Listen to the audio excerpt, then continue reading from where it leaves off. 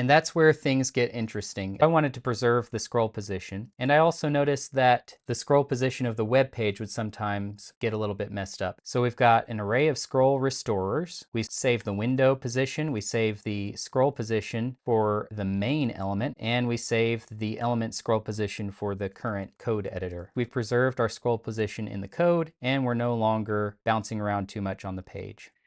Hello, and welcome back to RailsQuest. Today, I want to show you a little bit more about the RailsQuest learning platform, which, by the way, the beta is live, and by the time this video is posted, I do believe those of you who are on my email list on Gumroad should have already received a link to give this a try. If you're not, don't worry. I will give other opportunities to get access to the platform. I just need to keep spots limited for a little while I work out the first few kinks that I haven't already found myself. And without further ado, let's take a look at a little bit of code. You can check out some other videos where I've demonstrated the learning platform, and you'll see a little bit of it here today in this video. But let's dig into it.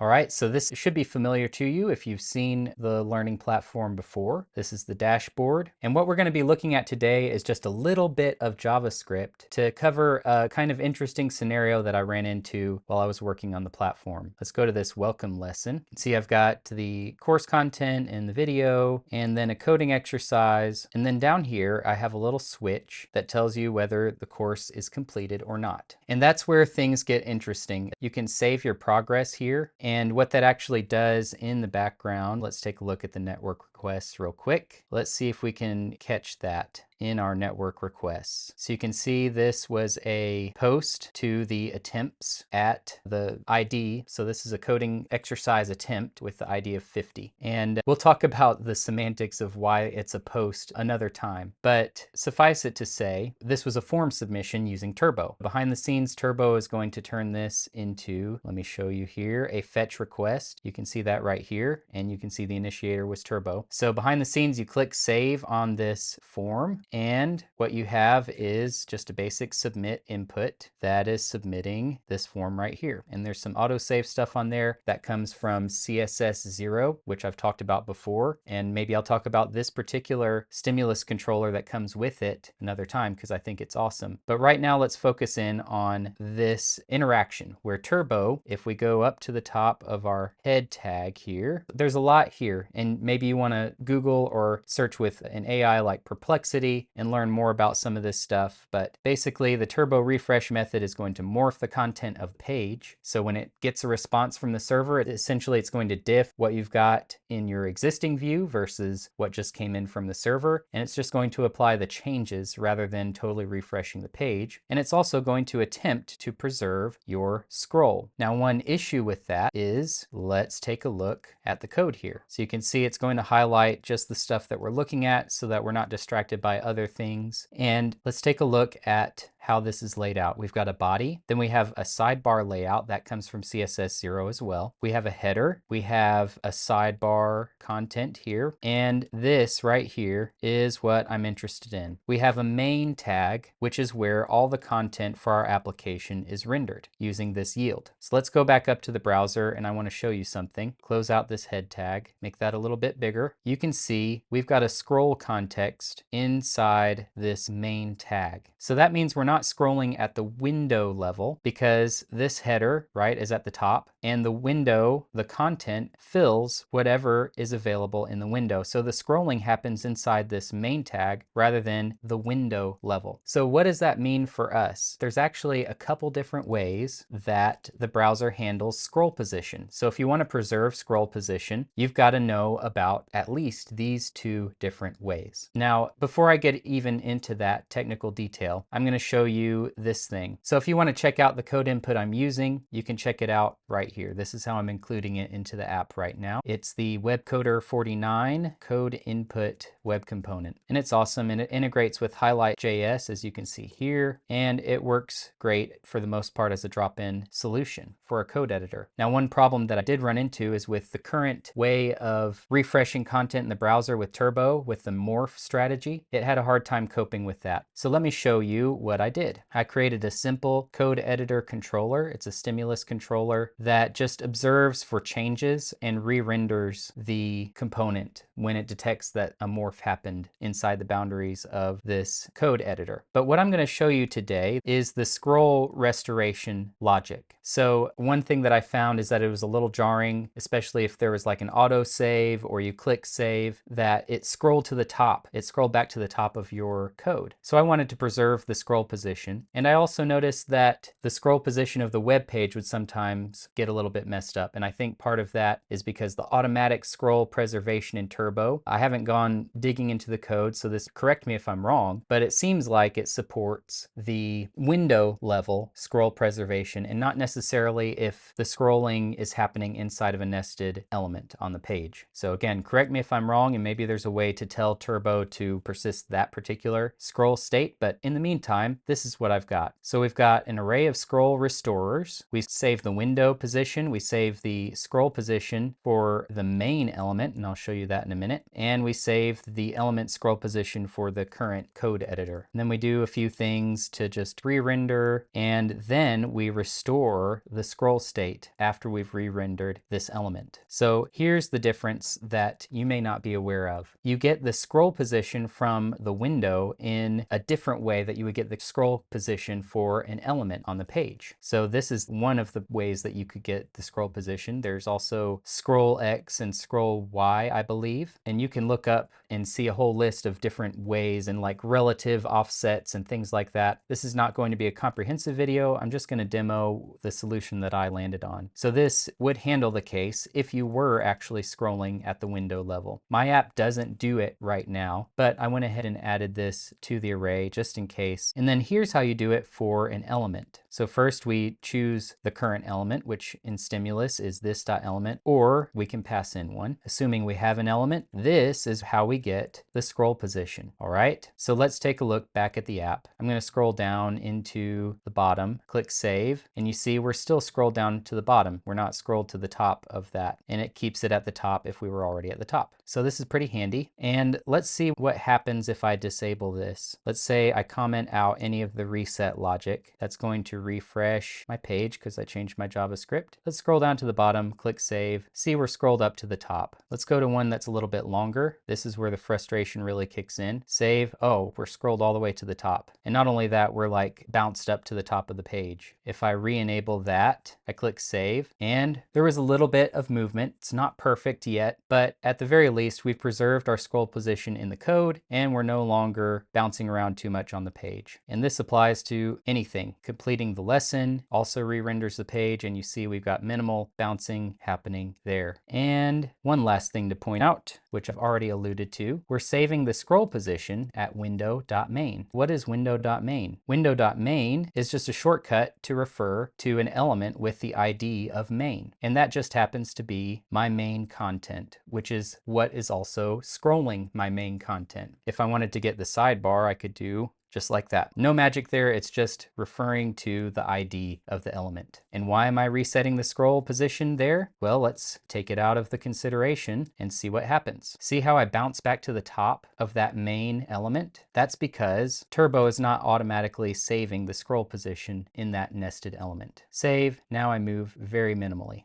And there it is. Now you know how to use page Y offset or page X offset or scroll left, scroll top to set the scroll position for respectively window or an element. And that's all I've got for you today. I hope you enjoyed this video. If you did, please like, subscribe, follow me on X, and join my email list if you'd like to hear more announcements and exclusive offers, because I've got a lot planned there. With that, I hope you have a blessed week. I'll see you next time.